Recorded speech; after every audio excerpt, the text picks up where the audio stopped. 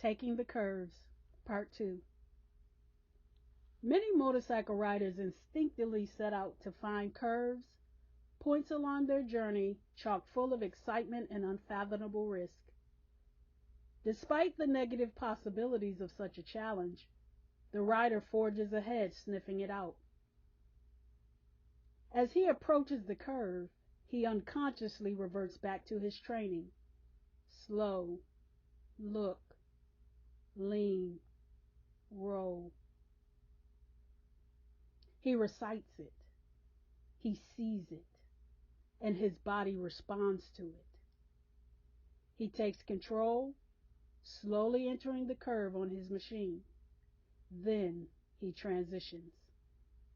The rider turns his head and uses his eyes to look through the curve as far as possible for directional control. He also focuses on the place he wants to go. The motorcycle, unable to guide itself, moves toward the point the rider's eyes are fixed upon. The body follows the dictates of the mind.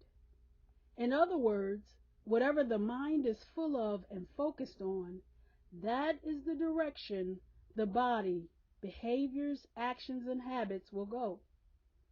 If the mind is consumed with pleasing self, the body will mechanically move toward carrying out the corresponding deeds. Galatians 5:19-21.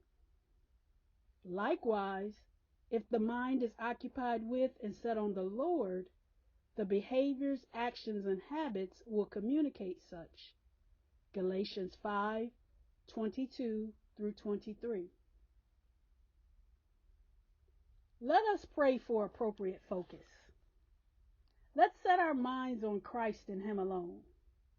Let's gaze upon His beautiful and loving countenance, knowing that when we focus on Him, not only are we moving in the right direction, we will also arrive at our intended destination. Looking away from all that will distract to Jesus, who is the leader and the source of our faith, giving the first incentive for our belief, and is also its finisher, bringing it to maturity and perfection.